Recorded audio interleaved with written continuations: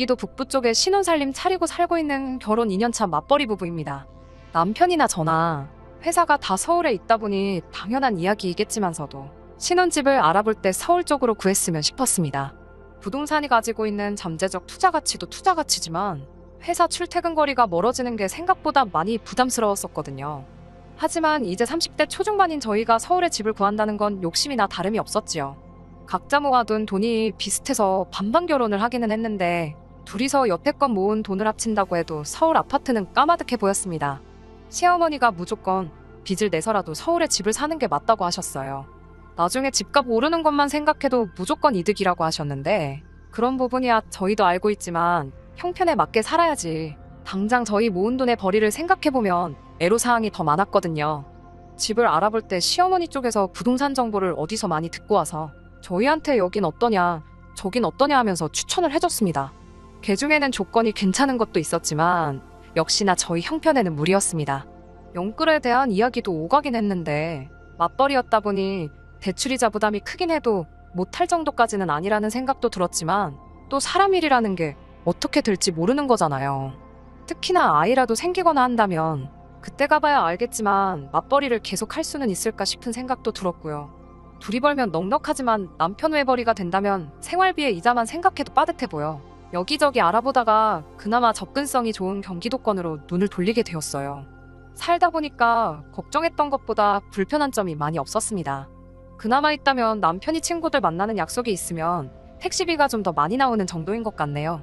출퇴근 거리가 멀어지긴 했지만 대중교통이 잘 되어 있어서 결혼 전에 통근에 쓰는 시간보다 많게는 20분 정도밖에 차이가 나지 않고 주변에 인프라도 다 되어 있고 주말에는 교회로 나가기 편해서 여러모로 장점도 많은 것 같네요. 아무튼 이쪽에 자리를 잡고 살기 시작하면서 특히나 요즘 부동산 문제로 연신 보도되는 기사를 보면 좋은 결정을 내린 것 같다 생각합니다. 특히 문제가 되는 몇 군데 지역 중에 시어머니가 추천해준 동네도 나오고 하는 걸 보니 말이에요. 집들이를 했을 때 시어머니 쪽에서 불만이 좀 많아 보였습니다. 당신들 집에서 가까운 곳도 많은데 왜 이렇게 멀리까지 와서 사는 거냐는 둥. 잠깐씩 집에 들러서 들여다보려고 해도 멀어서 엄두도 안 난다는 둥. 솔직히 그 말을 들으니 그제서야 저희들을 대신에 신혼집 알아봐준다고 했을 때 왜 하나같이 다 시부모님 댁에서 그렇게 가까웠는지 그 이유를 알겠더군요. 그리고 한편으로는 멀리 신혼집을 구해서 다행이다. 참 안심이었습니다. 그런데 집거리가 멀어지니 멀어진 대로 문제가 생기더라고요. 완전 신혼 초반 때는 멀고 오기 힘들다고 저희 집에 오는 걸 꺼려했는데 신혼 한 3개월쯤이 지나니 시도 때도 없이 오시더라고요. 말로는 며느리 보고 싶어서 오셨다지만 누가 봐도 아들 보러 오셨구나 싶은 게 다 티가 날 정도로 저는 안중에도 없다는 게 다 눈에 보였어요. 당연히 그럴 수밖에 없겠지요. 아들이 떡하니 있는데 굳이 며느리 보러 오실 시어머니가 세상 어디에 있겠어요? 당장 입장 바꿔서 시어머니가 아니라 친정어머니가 오셨다면 그건 사위가 보고 싶어서가 아니라 당연히 저 때문에 오시는 거였을 테니까요. 제가 뭐 결혼 전부터 시어머니랑 척을 지고 있던 것도 아닌데 가끔씩 오시는 게 잘못된 건 아닙니다. 처음부터 제가 제발 좀 오지 마시라 했던 것도 아니에요. 그런데 언제부턴가 며느리 보고 싶어서 왔다고 하신 그 말씀 앞에 단어 하나가 더 붙는다는 걸 깨닫게 되었습니다. 며느리가 보고 싶어서 오는 게 아니고 며느리가 일하는 모습을 보고 싶어서 오신 것이라는 사실을 말이지요. 처음엔 엄청 사소한 것들로 시작했어요. 굳이 아들을 바로 옆에 끼고 계시면서 저한테 휴지 좀 가져다 달라, 물 좀 떠와라 하는 그런 사소한 것들이요. 그런데 그게 점점 살림에 대한 간섭으로 바뀌더라고요. 맞벌이 부부다 보니 집안일은 남편과 제가 서로 할 일을 배분해서 하고 있는데 꼭 남편이 당번으로 맡아서 하고 있는 것들에 대해서만 그렇게 잔소리를 하더라고요. 설거지 당번은 항상 남편인데 그릇이 깨끗이 안 닦였다든지 바닥 물 청소도 남편이 도맡아 하는데 장판에 물자국이 왜 이리 많냐며 뭐라 하시고 제가 맡아서 하는 일 중에서 짚고 넘어간 건 하나밖에 없었는데 그건 냉장고 이야기였습니다. 냉장고에 왜 이렇게 음식 재료는 하나도 없고 즉석조리식품밖에 없냐, 반찬 가게에서 사온 반찬밖에 없냐며 뭐라 하셨지요. 그 외에는 제가 당번인 집안일에 대해선 따로 이야기는 없었고요. 냉장고도 굳이 항변을 해보자면 어차피 남편이나 저나 둘 다 회사에서 보내는 시간이 집에 있는 시간보다 더 길기 때문에 그때그때 신선한 재료로 반찬이나 밥을 해먹기가 쉽지는 않아요. 괜히 재료 같은 거 사둬봤자 날짜 지나서 버리기나 하고 그러지요. 종종 야근도 있다 보니 저녁 식사도 밖에서 때우고 올 경우가 많고요. 그 덕에 최대한 집에서 식사는 간단하게 하려고 하고 있었습니다. 인스턴트가 몸에 안 좋은 건 알고 있지만 시간적으로 보나 경제적으로 보나 조리된 식품 사서 먹거나 간단히 한 끼 때울 수 있는 게 더 유리했었으니 그렇게 했던 거예요. 아무튼 그런 와중에도 시어머니가 찾아오시면 저도 최대한 불편하거나 싫은 티 안 내고 최선을 다했습니다. 시어머니만큼은 아니지만 혹시나 친정어머니가 오시거나 한다면 남편이 제가 하는 정도만큼 친정어머니한테 잘해줬으면 하는 마음이 있어서 그랬던 것 같아요. 그런데 하루는 시어머니가 찾아와서는 요 며칠 너네 집 돌아가는 꼴을 보니 집안 어른으로서 가만히 있어선 안 되겠다며 큰 결정을 하셨다고 저희 앞에 폭탄 선언을 하더라고요. 한동안 저희 집에서 살아야겠다고 옷방으로 쓰고 있던 방에 짐 좀 빼놓고 침대를 하나 가져다 놓으라고 말이지요. 남편이 시어머니의 폭탄 선언을 듣고 저와 시어머니 눈치를 번갈아 가면서 살피더군요. 제가 그때 딱 부러지게 안 된다 말했어야 했는데 남편이 중간에서 조율한답시고 나서길래 결국 남편이 하자는 대로 하게 되었습니다. 같이 사는 건 아무래도 아닌 것 같다고 대신 옷방을 손님방으로는 바꿔놓을 테니 가끔씩 주무시고 가시면 되지 않겠냐는 게 남편의 의견이었어요. 그날 이후로 시어머니가 저희 집에서 주무시고 가실 때마다 항상 남편이 당번으로 하고 있는 집안일들을 전부 저한테 시킨다든지 얼토당토하는 시집살이를 시키기 시작했어요.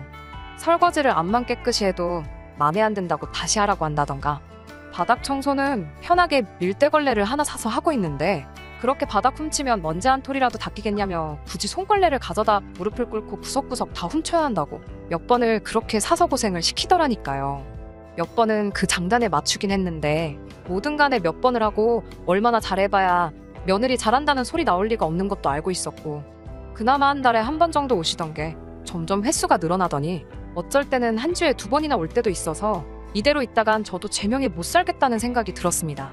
남편한테 어머님 좀 말려달라는 부탁을 해봤는데 며느리인 제가 참아야지 않겠냐며 두루뭉술 대답을 하더라고요.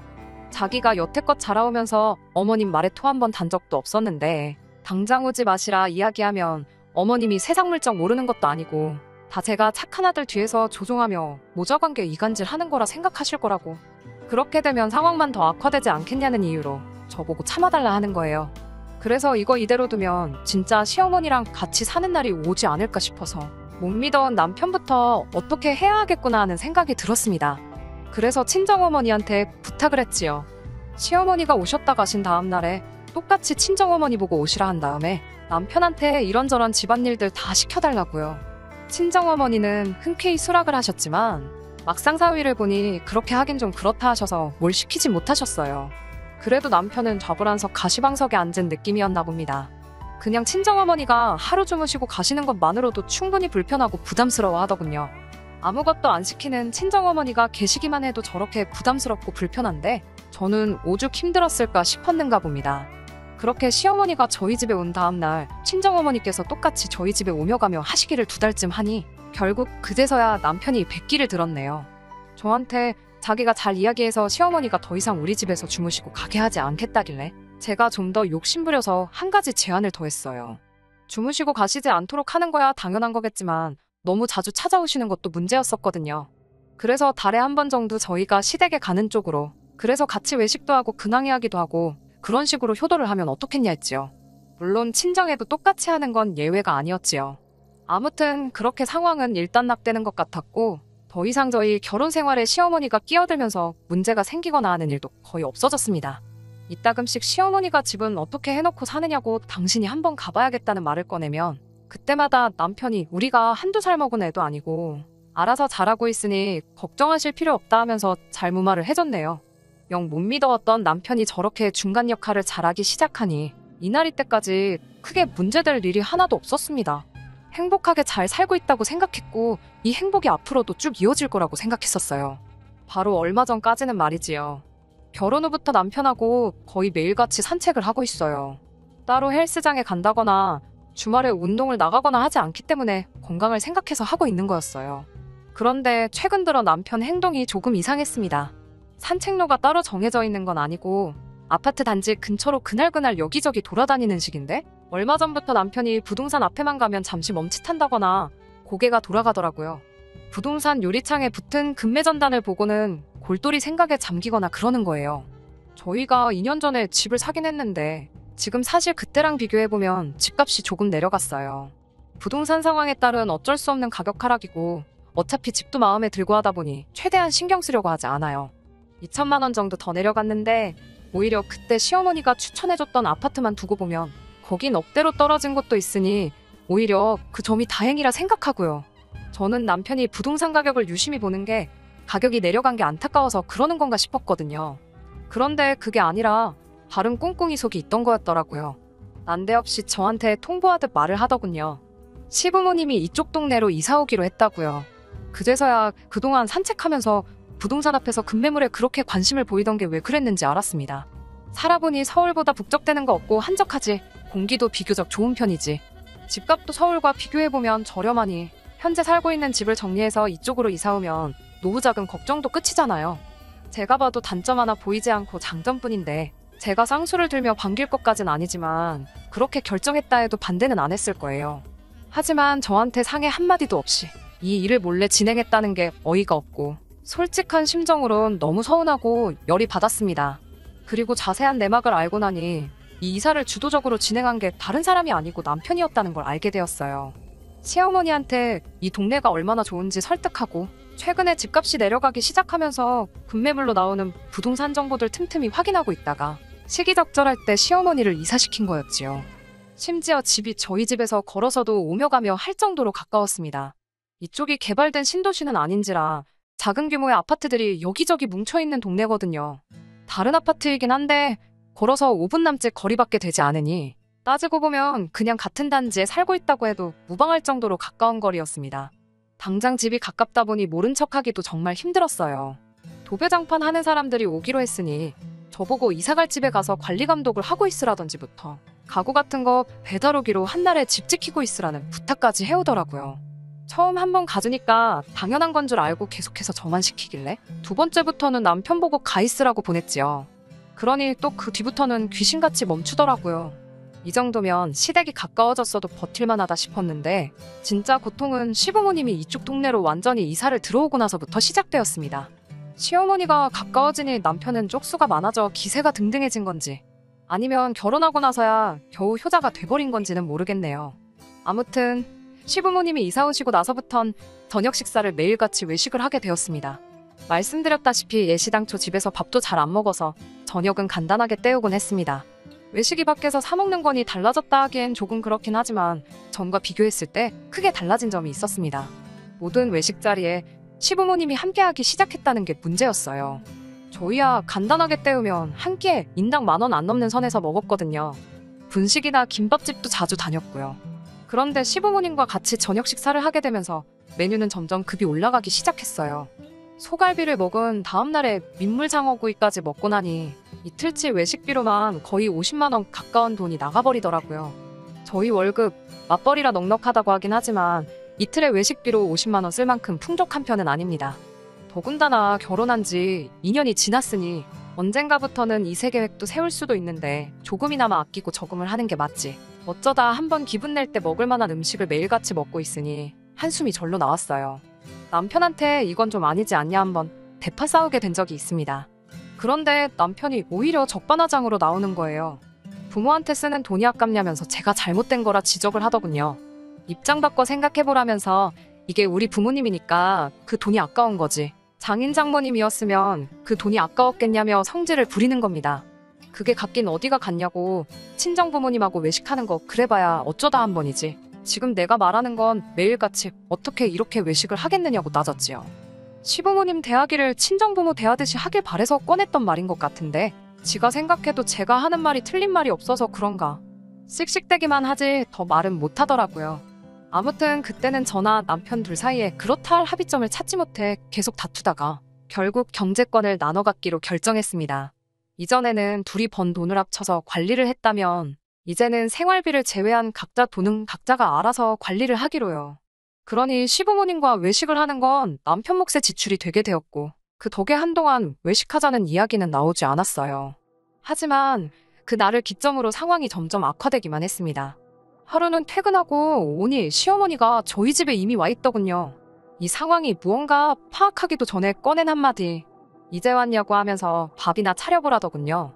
네가 외식하는 게 싫다길래 집에서 먹는 건데 뭐가 문제냐는 식으로 나오는데 경제권을 각자가 알아서 관리하게 되면서 궁지에 처하게 된 남편이 시부모님을 무기로 꼼수를 부리기 시작했던 거지요. 그날 저희 집에서 저녁 식사 마치고 거실에서 TV 보다가 밤 11시가 넘어서야 집으로 돌아가시더군요. 남편한테 어디 한번 해보자는 거냐고 따져 물었더니 다 네가 원하는 대로 해주고 있는 건데 뭐가 문제냐며 저한테 오히려 큰 소리를 치네요. 참 이런 상황을 두고 뭘 어떻게 해야 하는 건지 싶습니다. 한 발 떨어지니 두 걸음 다가서는 상황이에요. 또 어떤 방법을 써서 떼어낸다 해도 날이 갈수록 악화가 되니 그냥 적당한 선에서 제가 항복을 해야 하는 게 맞는 건가 싶네요. 안녕하세요. 이렇게 후기로 다시 찾아뵙게 되었습니다. 결혼 2년 차에 시부모님이 저희 집 5분 거리에 이사와서 고민이라고 사연을 보냈던 쓰니입니다. 이렇게 저렇게 하라 의견 주신 분도 많고 제가 어떻게 지내는지 궁금해하시는 분들도 많아서 이렇게 다시 사연을 보내기로 결심을 했습니다. 일단 먼저 결론부터 말씀을 드려보자면 남의 편 남편과는 영원한 남이 되었어요. 처음에는 저도 그냥 적당한 선에서 넘어가려고 했습니다. 시모 입장에서도 매번 며느리가 어떻게든 이겨먹으려더니 한 번 버릇을 고쳐놓겠다고 더 저러는 거 아니냐는 주변 지인들의 충고를 들었고 저도 조금 양보를 해보기로 결심을 했었거든요. 집이 가까워진 건 어쩔 수 없지만 조금만 거리 두고 매일같이 찾아와 자식들 인생에 간섭을 좀 덜 하셨다면 그냥저냥 참고 지냈을 수도 있었을 거예요. 그런데 하나를 허락하니 두 개를 원하고 기어코 제 입에서 항복했다, 졌다 소리를 듣고 싶었었나 봐요. 매일같이 찾아와 저녁 식사 차려내라 이런 것도 문제였지만 더 큰 문제는 식사 마치고도 밤 11시가 될 때까지 저희 집에서 계속 머물러 있던 거였어요. 밥 차려다 바치는 것도 스트레스인데 힘들게 일 마치고 와서 집에서 편히 쉬지도 못하고 작정하고 눈칫밥을 먹이고 있었으니 말이지요. 이 사단을 만든 게 남편인데 제가 아무리 말해봐야 남편이 제 편을 들어줄 리는 만무했지요. 그래서 처음에는 저도 포기하고 어느 정도 양보해서 남편이 원하는 조건을 들어주려고 했어요. 일종의 항복선언을 하려던 거나 마찬가지였지요. 시부모님과 가끔씩 외식해서 좋은 것도 먹으러 다니고 하자고. 시집살이를 도무지 견딜 수가 없다고 했더니 남편이 하는 말이 가관이었습니다. 이게 무슨 시집살이냐 따지더군요. 네가 시댁에 들어가 살고 있는 것도 아니고 시부모님 모시고 살고 있는 것도 아닌데 그걸 왜 시집살이라고 표현을 하냐는 거예요. 또 그 입장 바꾸는 이야기를 들먹이면서 장인 장모님이 오시면 그걸 지가 처가살이 싫다고 표현한 거나 마찬가지 아니냐는 개논리를 펼치는 겁니다. 매일같이 보는 데다가 저녁도 같이 먹지, 잠만 당신들 집에 가서 잔다고 해서 그게 시집살이가 아닌 건 아니잖아요. 그런데 남편은 끝까지 저를 엄살쟁이로 만들고 싶었던 것 같아요. 그래서 저도 더 참아선 안 되겠다 싶어서 퇴근하고 집에 가지 않고 매일같이 친정으로 향했습니다. 친정에서 시간을 보낼 수 있을 때까지 보내다 시부모님 집에 돌아갔을 쯤해서 집에 돌아왔어요. 그렇게 딱 3일을 했는데 남편이 저한테 지금 뭐 하자는 거냐고 묻더라고요. 그래서 제가 말했지요. 내가 친정에 짐 싸들고 간 것도 아니지 않냐고. 그리고 잠은 집에 돌아와서 자니까 이건 별거 하는 게 아니라고요. 시부모님 매일같이 와서 저녁 먹고 TV 보고 하는 게 좋은 것 같은데 효도가 하고 싶으면 너 혼자 하라고. 나는 너가 효도 다 하고 나서 집에 들어와 잠만 잘 거라고 한마디 했습니다. 그리고 나도 친정에 있으면서 내 부모한테 내가 직접 효도할 테니 니도 네 부모한테 그렇게 하고 싶은 효도 실컷 하라고 했어요. 그리고는 그 뒤로 매일같이 저는 퇴근 후 친정으로 향했고 잘 시간이 다 돼서야 집으로 들어가고 그랬습니다. 그런데 언젠가부터 생활비 계좌에서 돈이 조금씩 빠져나가더라고요. 어디다 쓴 건지 내역을 확인하니 동네 국밥집, 김밥집 이런 데서 9,000원, 7,000원 이렇게 긁히더라고요. 제가 딱 집으로 퇴근 안 하고 친정으로 향한 게 일주일밖에 되지 않았는데 그 사이에 남편이 시어머니한테 손절을 당한 거예요. 막상제가 없으니 집에 저녁 차려낼 사람도 없고 그런데 저녁 식사는 또 안 할 수가 없잖아요. 그 귀한 아들을 굶길 수는 없으니 말이지요. 그 덕에 밥당번이 저에서 시어머니로 바뀌어버리게 된 거지요. 그런데 그것도 하루 이틀이지 시어머니도 제가 이렇게 오랫동안 퇴근하고 집에 안 오고 친정으로 향할 줄은 몰랐던 것 같더라고요. 남편도 막상 자기 용돈 가지고 매 저녁마다 외식을 시키려니 그건 돈이 아깝다는 생각이 들었는지 집밥만 주구장창 먹자고 했던 것 같습니다. 어머님 딴에는 집에서 있는 거 대충 먹어도 되는데 막상 아들 주는 밥인데 풀떼기만 올려놓자니 미안하고 뭘 해서 차려주자니 그건 번거로워서 결국 저희 집에 매일같이 오는 발길을 끊었던 거예요. 시모한테 그렇게 손절을 당하니 남편은 저한테 숙이고 들어가기도 뭐하고 직접 차려 먹자니 할 줄 아는 것도 없으니 동네 식당 돌아다니며 혼밥하면서 지내고 있던 거고요. 일부러 불쌍한 척 하려고 제가 내역을 알 수 있는 생활비 통장 카드 가지고 결제를 했던 거네요. 그런데 막상 상황이 이렇게 되니 남편이 불쌍할 것도 없었어요. 사실 지난 2년간, 아니 그 전에 결혼 준비할 때부터 답은 정해져 있었던 걸지도 모르겠다는 생각이 드는 겁니다. 시어머니는 애초에 처음부터 아들을 품에서 놓을 생각이 없었던 거고, 남편 또한 기회가 된다면 어머니를 모시고 살고 싶어 하는 것 같다는 생각이 딱 드는 거예요. 그러니 결국 신혼집 방 하나 뺏어서 주무시고 가시는 게 막히고 나니 후태여 집 근처까지 이사를 왔던 거지요. 그런데 그런 계획에는 전부 제가 들어있던 거였고요. 일은 일대로, 잔소리는 잔소리대로 다 저 혼자 하고 들어야 했고, 효자 소리는 남편이 듣는 상황이었던 거예요. 뭐 애초에 시부모 봉양 잘한다고 효부 소리 듣고 살고 싶은 생각도 없었지만 말입니다. 그런 생각을 가지고 있는 즈음인데도 남편은 시모도 없는 빈집에 계속해서 늦게 들어오는 저를 두고 사과 한마디 없이 자존심만 세우고 있더라고요. 그때 생각이 든 게 이 사람 없이도 나는 충분히 행복하게 잘 살 것 같다는 마음이었습니다. 애초에 온갖 스트레스 받아가며 혹시 또 시모가 며느리한테 수발들게 시키지 않을까 하는 걱정을 끌어안고 사는 것보다 차라리 혼자 사는 게 낫겠다는 결심이 들더라고요. 그 결심이 섰을 때 드디어 퇴근 후 친정으로 향하지 않고 집으로 곧장 들어갔습니다. 제 마음은 아무것도 알 리가 없던 효자 남편은 일찍 들어온 저를 보고 제가 이제서야 백기를 들고 항복한 거라고 생각했나 보더라고요. 그 와중에도 남편은 그러니까 생활비로 가끔씩 시부모님하고 외식도 하고 그러면 자기도 시부모님이 매일같이 집에 오지 않게 잘 이야기를 해주겠다 이딴 소리를 짓거리는 거예요. 그런 남편 면전에다 대고 그냥 시부모님 매일같이 집에 모셔서 외식을 하든 임금님 수라상을 차려주든 알아서 하라고 했어요. 나는 오늘 이혼 서류 전해주러 왔을 뿐이라고 했지요. 자신만만해 있다가 이혼 이야기에 무너지던 남편 표정이 아직도 생각이 나네요.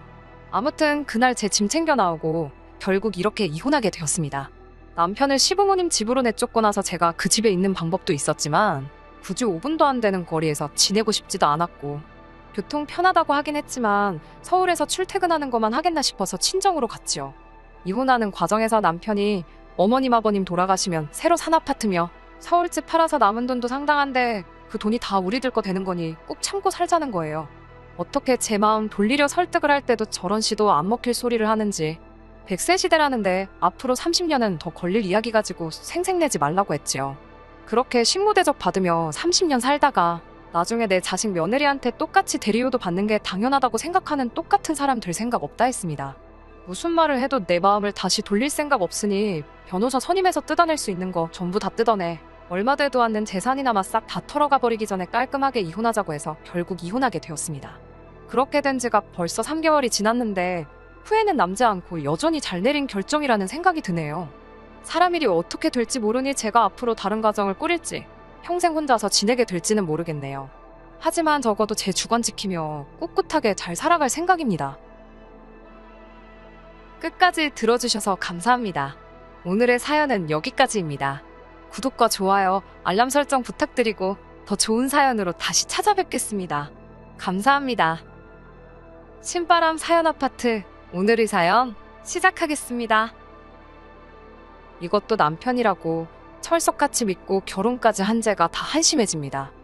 이혼 마무리 단계에 와서 이렇게 제 이야기도 한번 사연으로 전해보게 되었네요.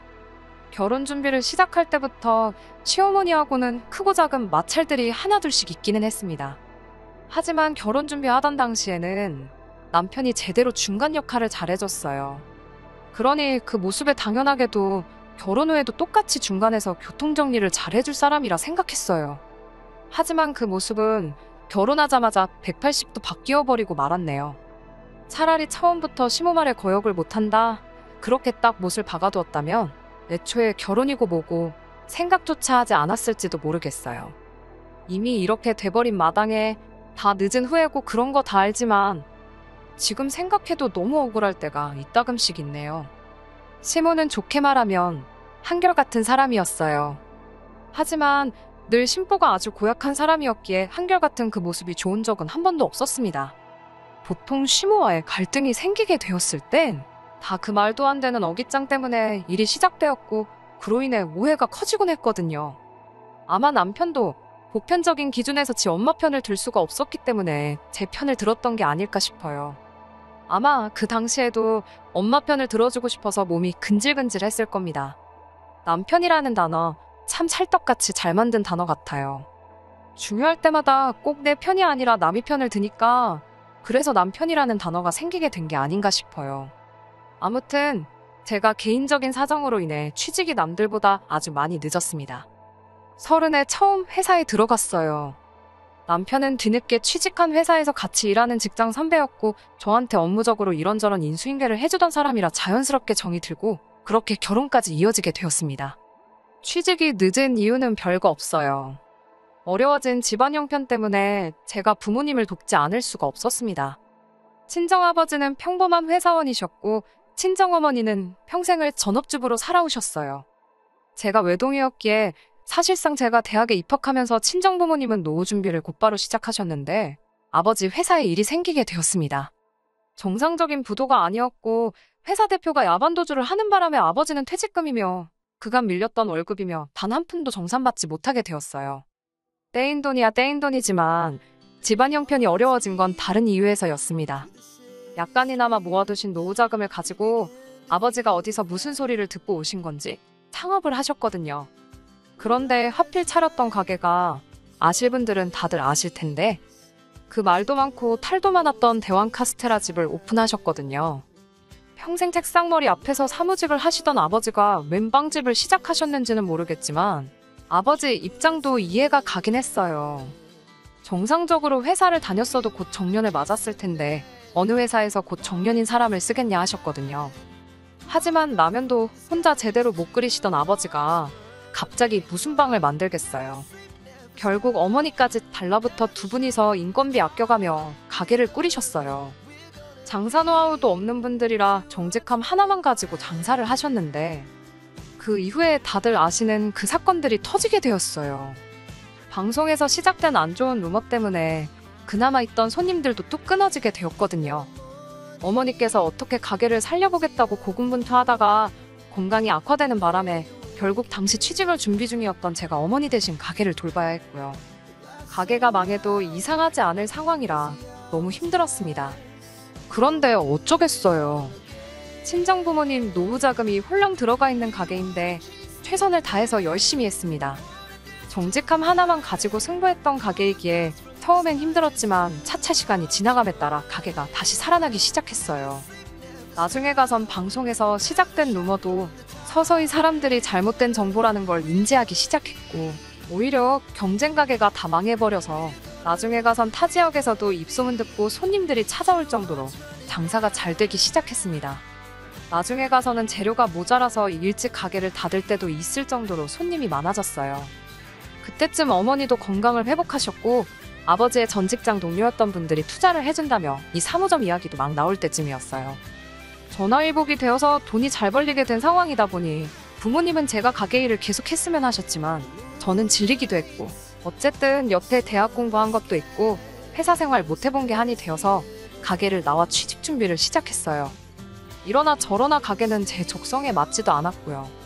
그런데 취직도 쉬운 게 아니더라고요. 1년이라는 준비기간 끝에 결국 저는 취직에 성공을 했습니다. 그리고 회사 생활을 시작하면서 남편을 만났고 1년 정도의 연애 끝에 결혼 준비를 시작하게 되었습니다. 하지만 제가 모아놓은 돈이 그렇게 넉넉한 편은 아니었어요. 여태껏 부모님 가게를 돕긴 했지만 제가 가게를 돕던 시기에는 워낙 어려운 때라 월급이랍시고 그냥 용돈 정도만 받고 일을 했었거든요. 그마저도 취직 준비하면서 반 가까이 써버리게 되었고요. 회사 생활 1년 하긴 했지만 연봉이 엄청 좋은 회사도 아니라서 모아놓은 돈이 딱 4천, 그게 전부였어요. 물론 저희 부모님이 가만 계실 분들은 아니었지요. 당시에 요 사무점 이야기 때문에 부모님이 돈을 좀 모아놓은 상황이었는데 가게 차릴 돈을 저에게 다 주신다 하셨어요. 제가 3년 취직도 안 하고 가게에 묶여있던 시간에 비하면 그 돈은 돈도 아니라고 그냥 주신다고 했는데 제가 한사코 거절했습니다. 물론 결혼 준비를 하던 시기라 이 사실을 남편에게 말을 해줘야 하나 말아야 하나 고민이 되긴 했습니다. 제가 집안 사정 때문에 취직이 늦은 걸 알고 있던 남편이 당시 제 주머니 사정에 대해서 지레짐작을 했었나 봅니다. 그래서 그 상황을 말해주기 전에 벌써 남편이 자기 명의로 된 집도 있고 가전이나 가구도 자기가 쓰던 게 있으니 너는 그냥 몸만 오면 된다는 식으로 이야기를 했어요. 몸만 오라고 해서 좋다구나 하고 결혼을 결심한 건 아니에요. 이러나 저러나 어쨌든 저도 사천이라는 돈이 있으니 해갈 수 있는 건 해갈 계획이었습니다. 그런데 남편의 집에 찾아가 보니 그 돈으로 뭘 하는 것보다 온전히 모아두는 게 낫겠다는 생각부터 들었어요. 남편 명의의 그 집이 남편이 취직 후 얼마 되지 않아 시모가 돈을 보태주면서 사게 되었다고 해요.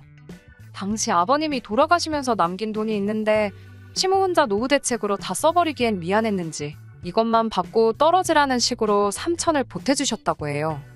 그런데 그 문제의 집이 아마 완공된 해가 제 생년월일보다 훨씬 먼저일 것 같은 오래된 구축 빌라였거든요. 게다가 위치도 안 좋았어요. 가장 가까운 대중교통수단인 버스를 타러 가는 데까지 10분을 걸어야 했고 지하철역도 버스를 타고 한참을 가야 했었거든요. 그래서 남편한테는 결혼하면서 둘이 열심히 모아가지고 2년 내로 다른 집으로 이사를 가자는 이야기를 했습니다. 남편 말대로 일단 저는 몸만 가고 제가 모아놓은 돈은 손도 대지 않고 고스란히 남겨둘 계획이었어요. 당시 남편과 제 월급을 고스란히 모은다고 해도 서울의 아파트는 꿈도 못 꿀 액수였지만 그때쯤이면 저희 부모님도 체인점 때문에 묶인 돈이 풀려 있을 테고 그때 가서 부모님께 돈을 지원받을 수 있을 거라 생각했거든요. 물론 이 부분에 대해서는 저도 조심스러울 수밖에 없었습니다. 사람 일이라는 게 어떻게 되는 건지 모르잖아요. 더군다나 저희 부모님은 벌써 한번 폭삭망할 뻔한 상황을 겪으시기도 했었다 보니 제가 그 돈을 무조건 해주실 거라는 식으로 미리 말을 꺼내놓을 수는 없는 상황이었어요. 그래서 그냥 그때 상황 봐서 이야기를 하기로 혼자 결정했지요. 이러나 저러나 어쨌든 저도 사천이면 당시 남편 집 시세가 1억 조금 넘는 정도였으니 굳이 따지고 본다면 말 맞다나 맨손으로 가는 건 아니었으니까요. 남편과 저는 합의가 된 일이다 보니 크게 신경을 쓰지 않았는데 시모 눈에는 제가 정말 몸뚱아리만 오는 거라 생각을 했나 봐요. 그리고 그걸 빌미로 시모가 저에 대해서 안 좋은 감정을 가지고 있을 거란 생각은 그 당시에는 하지 못했습니다. 하루는 결혼식을 몇 달 앞두고 있던 시기에 시모가 저희를 불러내서 같이 점심 식사를 하게 되었습니다. 식사가 끝나고 시모가 자기랑 어디 가볼 곳이 있다고 해서 따라갔는데 신혼가전 많이들 사는 대형가 전매장이었어요. 처음엔 왜 여길 오셨는지 의아했지요. 혼수는 따로 없이 새로 집을 장만할 때까진 남편과 서로 돈만 모으기로 했는데 말입니다. 시모는 저를 계속 끌고 다니면서 김치냉장고며 에어컨이며 세탁기까지 신혼가전들을 계속 구경을 하셨어요. 그래서 혹시나 남편이 시어머니한테는 따로 우리 사정을 이야기하지 않은 건가 싶기도 했고 혹시나 결혼한다고 우리 혼수를 해주시려는 건가 싶어서 그때는 감동스럽기까지 했어요. 그런데 그게 아니더라고요. 커다란 냉장고를 두고 저건 어떠냐고 물으시는데 솔직히 남편 집이 평수도 14평짜리고 해서 저런 대형 냉장고가 들어갈 자리가 없었어요. 좁아터진 현관이나 통과할 수 있을지 싶었거든요. 그래서 제가 마음만 받겠다고 말씀드리려고 나중에 사주셔도 된다고 이야기했는데 시어머니가 사주긴 뭘 사주냐며 정색을 하더라고요. 그러면 이게 다 뭘 보러 온 건가 했더니 요즘 시대에 맨몸으로 시집 오는 여자가 어딨냐며 시어머니 집 가전을 제 돈으로 바꿔놓으라 하는 겁니다. 그거라도 받아내지 않으면 당신이 너무 손해보는 기분이겠다면서요. 다행히 이때는 남편이 시어머니 하는 걸 보고 곧바로 제 편을 들어줬습니다. 이러나 저러나 남편도 솔직히 30년도 넘은 구축 빌라에 살면서 내 집장만 했다 하기도 그렇고 출퇴근도 너무나도 고통스러우니 하루라도 빨리 그 집구석을 탈출하고 싶어 했고요. 아무튼 남편이 제가 아무것도 안 해오는 거 아니라고 하지 않았느냐며 중간 역할을 잘해주는 덕에 큰 트러블은 더 일어나지 않았습니다. 시모가 못마땅해 보이는 건 여전했지만 결혼식 직전까지 저한테 따로 금전적인 요구를 하거나 말도 안 되는 어깃장을 부리거나 하는 일은 없었어요. 그런데 결혼식을 올린 이후부터 시모는 은근슬쩍 저한테 말도 안 되는 요구를 해오곤 했습니다. 결혼 전에 시어머니가 남편한테 집 사라고 돈 3천만 원 보태주면서 이걸로 서로 빚진 거 없다는 식으로 이야기를 했다 알고 있었어요. 그래서 남편도 취직 후에는 시어머니한테 따로 생활비를 드리거나 한 적 없었고 시어머니 또한 그 자금을 해준 이후로는 아들 장가 보낼 때 추가적으로 더 도와주신 게 하나도 없었습니다. 말인즉슨 남편이 이 집에 들어와 살게 된 이후부터는 금전적으로 그 어떤 지원도 하지 않았다는 소리나 마찬가지인데 시어머니가 저희 시골리고 한 달 만에 전화를 와서는 생활비 이야기를 꺼내왔어요. 여태 남편이 어머님께 생활비를 보내주던 것도 아닌데 맞벌이하는 며느리 생겼다고 해서 생활비를 챙겨드릴 이유는 없잖아요. 물론 자식된 도리로 부모님께 용돈 정도 드리는 거 어려운 일 아니고 당연히 할 수 있는 일이겠지만 매달 200만 원씩 달라는 건 좀 어이가 없었어요. 막말로 양가 공평하게 친정에도 똑같이 보낸다고 치면 저희 생활비 하고 나면 많아봐야 50 정도밖에 여유 자금이 남지 않았거든요. 그 돈으로 집살돈 모으는 건 꿈도 못 꿀 일이고 말입니다. 그래서 그건 좀 힘들겠다고 거절을 했어요. 한 번은 침대가 낡아서 허리가 아프다고 하면서 무슨 400만 원이나 하는 침대를 어디서 알아오셔가지고 그걸 사내라 하신다던가. 물론 전부 다 거절했지요. 하지만 결혼할 때와는 다르게 남편은 시모와 저 사이의 일에는 별로 개입하고 싶어 하던 눈치처럼 보이지가 않더라고요. 뭐라 말 좀 해봐라 하면 알겠다고 자기가 말하겠다 대답은 해놓고 정작 시모한테는 한마디도 하지 않았네요. 그리고 그게 기어이 시모와 저 사이의 일을 크게 키우는데 일조를 하게 되었습니다. 시모의 생일을 앞둔 어느 날이었습니다. 다짜고짜 시모한테 갈비찜, 해물탕 뭐 이런 음식 메뉴들이 적혀있는 카톡이 주르륵 오기에 뭐 먹고 싶어서 저러시나 싶었거든요. 딱 들어도 손이 많이 갈 것만 같고 재료비도 비싼 음식들 목록이 저 두 가지를 포함해 랍스타며 잡채며 계속해서 오더니 마지막 줄에 저보고 그걸 가지가지 준비해서 10인분 정도 해오라는 거예요. 아는 지인들하고 당신 생일 파티를 하기로 했다고 며느리가 생일상 차려오기로 했다고 자랑을 해놨으니 이번만큼은 꼭 자기 말을 따르라더군요. 제가 다니는 회사가 없는 것도 아니고 무슨 수로 그 음식을 하느냐고 했어요. 그랬더니 시어머니가 남자가 집 해오고 여자가 꽁으로 시집을 왔는데 저보고 참 뻔뻔하다면서 그런 것도 못 해오느냐 하더군요. 당신이 저었다면 당신을 업고 있는 상태로 그 음식들 다 준비를 했겠다는 거예요. 누가 들으면 무슨 제가 호화공걸에서 사는 줄 알겠다 싶더라고요. 결국 그날 퇴근한 남편한테 시어머니한테 말 좀 해달라 부탁을 했습니다. 그런데 남편은 시모가 어깃장 부리는 소리를 듣고도 제 편이 아니라 시모 편을 들더라고요. 지 엄마가 억지를 부리는 건 맞지만 아주 틀린 말은 하는 건 아니지 않냐면서요. 어쨌든 제가 맨몸으로 시집을 온 거나 마찬가지 아니겠냐고. 그러니 지 엄마가 며느리한테 어느 정도 성의 표시는 받고 싶어 하는데 해주는 게 하나도 없으니 얼마나 서운하겠냐 하는 겁니다. 제가 아무것도 안 해왔다 해도 결혼 전에 모은 돈 고스란히 들고 왔고 이렇게 하기로 한 것도 더 좋은 미래를 위해 지금 좀 참자고 내린 결정인데 내 편이어야 할 남편이 저렇게 나오니 어이가 없었지요. 그래도 제가 아무것도 안 한 건 사실이다 보니 저도 일단 뭐라도 해야지 할 말이 생기지 않겠나 해서 상의 끝에 제 돈으로 100만 원을 보내기로 했습니다. 그런데 시모가 생일이 지나서 아주 노발대발하면서 너는 집 해준 시모가 아주 우습게 보이는가 보다 하면서 참교육을 해준 애 만에 하는 식으로 성질을 부리는 전화를 받게 되었습니다. 제가 말할 틈도 안 주고 자기 할 말만 따따따 쏘아야 되는데 아주 미쳐버리는 줄 알았네요. 결국 제가 남편 통해서 용돈을 보내드리지 않았냐고 한마디 했습니다. 시모는 그걸 가지고 며느리가 시어머니 생일에 용돈 주는 건 당연한 거 아니냐면서 뭘 돈 가지고 생색을 내냐며 입에 거품을 물더군요. 제가 시간이 모자랄까봐 일부러 생일 당일이 아니고 주말로 시간을 잡아주기까지 했다며 되려 저한테 유세를 부리더라고요. 시간이 있어도 해갈 생각은 전혀 없었지만 상식적으로 그 많은 음식들을 하루 만에 어떻게 준비하느냐고 따지니 저보고 정성이 다 없어서 그런 거라네요.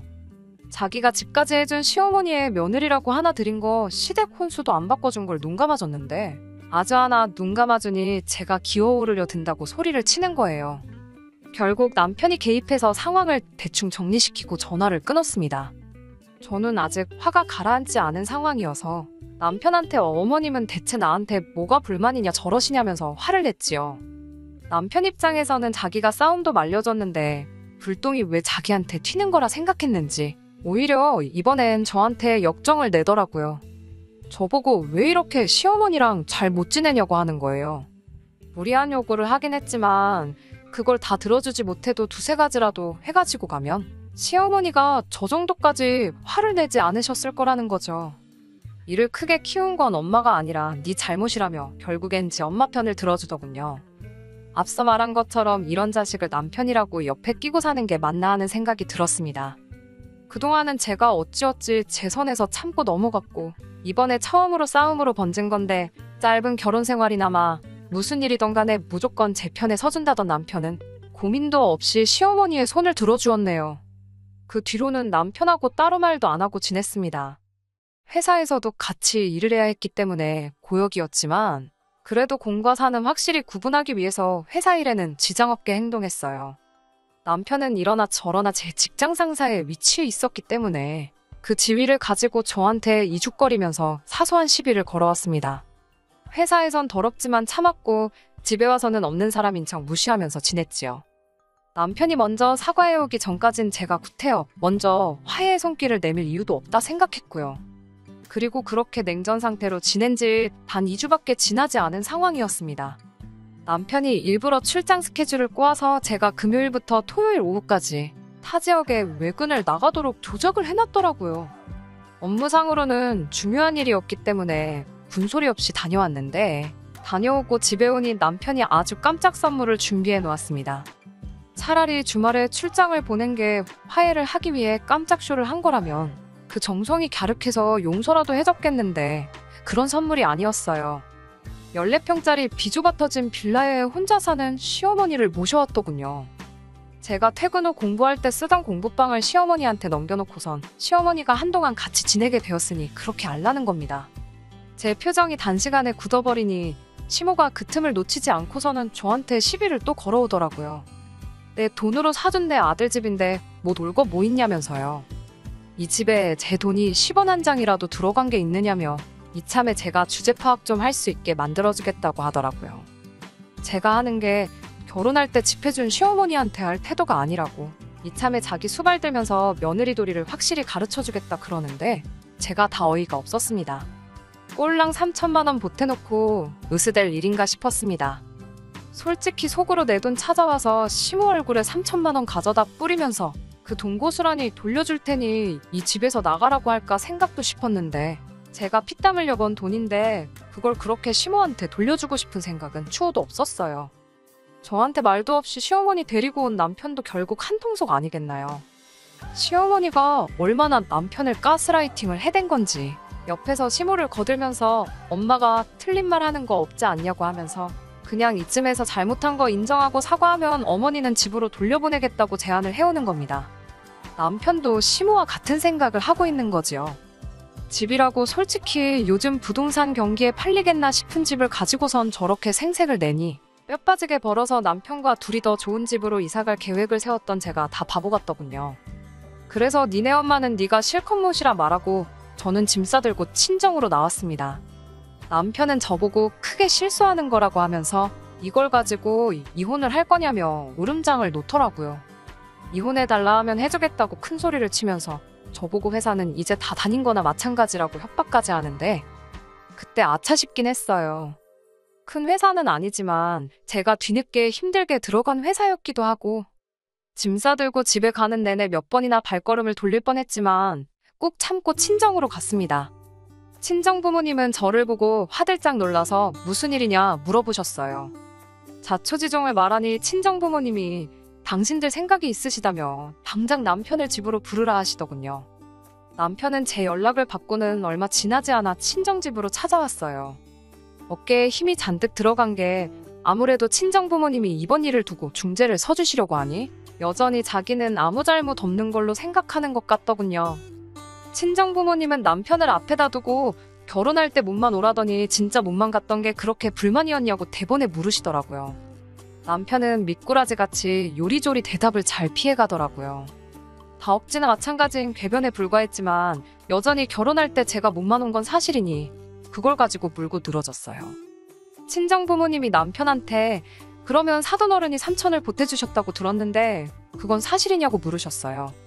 눈치가 빠른 남편은 그 질문의 의도를 깨닫고는 그때 3천이 지금 3천이랑 다르지 않겠냐고. 집값 오른 것까지 감안했을 때 따지고 보면 한 8천 정도는 해주신 거나 마찬가지 아니겠냐 하는 겁니다. 남편이 5천, 시모가 3천에서 8천을 주고 샀고 현재 시세가 1억 2천인데 계산 방식이 어떻게 해야 저렇게 되는 건진 모르겠지만 아주 자신감 있게 대답을 하더라고요. 제가 그게 무슨 계산이냐고 한마디 거들려고 하니 친정 부모님이 저를 막아서면서 딱 한마디 하시더라고요. 그럼 당장 그 집 팔아서 냉큼 사돈께 8천을 돌려주고 오라시더군요. 그러면 친정집을 저한테 증여를 해주겠다 하시는 겁니다. 당신들은 그냥 가게 근처에 적당한 월세 구해서 살면 된다고요. 대신에 시모 앞으로 8천이 돌아가면 그 집을 살 당시에 5천을 투자했던 남편 몫은 못해도 1억은 되지 않겠냐 하시면서 절반을 들여서 이 집 혼수로 가득 채워오고 나머지 절반은 가게의 설비를 바꾸고 싶으니 집 해주는 처가 혼수해준다 생각하고 남은 돈을 다 해오라시더라고요. 남편은 대번에 얼굴이 굳더군요. 그도 그럴 게 어디서 많이 들은 상황 아니겠어요? 시모가 저한테 몸만 오는 게 말이나 되냐면서 제가 모은 돈으로 혼수를 요구했던 걸 똑같이 말씀하셨던 거예요. 친정집이 못해도 6억 정도 나가는데 집값 차이만 계산해봐도 남편한테 1억치 혼수를 요구하는 게 친정부모님 입장에서 못할 소리는 아니셨던 거죠. 남편은 시모 챙겨준다고 시모 몫을 8천으로 부풀려 불렀던 탓에 그 돈을 돌려드리면 당장 자기가 어떻게 1억을 해올 수 있는 상황이 아니란 걸 알았는지 대번에 그건 좀 안 되겠다고 하더라고요. 그러면서 저를 걸고 넘어지는데 결국 저도 혼수 아무것도 안 해오고 몸만 오지 않았냐면서 자기도 똑같이 몸만 오겠다고 하는 겁니다. 친정부모님은 그것까지 예상하셨다는 듯이 그러면 그렇게 하라고 대답하시면서 대신 방 한 칸은 비워두라고 하시대요. 사위가 집 해주는 장인장모 모신다고 할 줄은 몰랐다고 너스레를 떠시면서 집을 증여해줬는데 몸만 올 거면 당연히 사위가 당신들 모시고 사는 게 맞지 않겠냐며 너털웃음을 지으시는데 자신만만하던 남편이 당황해서 말 한마디도 못하는 꼬락서니를 보니까 제 속이 다 시원하더군요. 그때 깨달았어요. 친정부모님이 이 결혼을 유지시켜주기 위해 중재를 서주시려던 게 아니라 몸만 오라고 먼저 말해놓고는 결혼하자마자 말 바꿔서 시모가 저 막대하는 게 당연하다는 식으로 나오는 남편을 한 방 먹여주려 하셨다는 걸 말이지요. 그래서 집 같은 거 해주실 필요 없다고 친정부모님 앞에 나 저 자식하고 이혼할 거라고 선언을 했습니다. 남편은 화들짝 놀라더라고요. 사실 자기도 그 썩어빠진 집 같지도 않은 집에서 빨리 탈출하고 싶었고 이번 기회에 그 집구석에서 탈출하나 싶었는데 제가 이혼하자고 나오니까 말이죠. 남편이 다른 말로는 저를 못 잡을 것 같으니 저한테 회사는 어쩌고 이혼하자는 말이 나오냐 하더라고요. 그래서 제가 콧방구 크게 한번 끼워주고는 그깟 회사 안 나가도 그만이라고 말했습니다. 한 달 월급 300 벌자고 내가 평생을 너랑 너네 엄마한테 무시당하면서 살게 생겼냐고 소리쳤어요. 결국 남편하고는 그렇게 이혼 수속을 밟기 시작했습니다. 웃긴 건 제가 회사에 사표를 내러 갔을 때예요. 회사 대표님이 연애 시작했을 때부터 헤어지면 둘 중 하나 그만둘까봐 걱정스러웠는데 일이 이렇게 될 줄은 상상도 못했다면서 유감을 표하더군요. 그런데 저한테 제안하길 오히려 남편을 해고할 테니 저보고 계속 회사를 다녀주면 어떻겠냐는 겁니다. 남편이 근무 태도도 성실한 편이 아니고 2년 조금 안 되는 기간 동안 저를 지켜봐온 결과 회사의 고인물보다는 신선한 동력이 필요한 것 같은데 작은 일에도 열정적인 저를 놓치는 것보다는 발전할 생각이 없어 보이는 남편을 자르는 게 회사로서는 더 이득이 아니겠냐 하면서 말이지요. 그렇게 남편은 회사에서도 잘리게 되었어요. 사실 저는 부모님 가게에서 다시 일을 시작할 예정이었는데 회사 생활은 제가 아쉬움이 남기도 했고 무엇보다 제가 남으면 남편이 잘리게 되는 건데 그 제안을 받아들이지 않을 이유가 없겠더라고요. 그렇게 실직자가 돼버린 남편은 그 잘난 집을 팔아서 시모 밑으로 들어가게 되었다고 합니다. 시세도 1억 2천이라 집값으로 재미도 못 봤는데 그나마도 요즘 경기에 팔리지가 않아서 금매로 시세보다 헐값에 정리했다는 말을 들었을 때는 속이 다 후련하더군요. 옛말 틀린 거 하나 없는 것 같아요. 고생 끝에 낙이 오는 건 저도 저희 부모님도 직접 경험한 일이고 뿌린 만큼 거둔다는 말도 지금 남편과 시모를 두고 딱 어울리는 말이 아닐까 싶습니다. 평생에 있을 한 번의 기회나 마찬가지였던 복덩이인 저를 놓쳐버린 두 사람. 이번 일로 제대로 한번 배우고 평생을 후회 속에 살아간다면 제게 붙은 이혼 옆구리표가 하나도 아쉬움이 없을 것 같네요. 끝까지 들어주셔서 감사합니다. 오늘의 사연은 여기까지입니다. 구독과 좋아요, 알람 설정 부탁드리고 더 좋은 사연으로 다시 찾아뵙겠습니다. 감사합니다.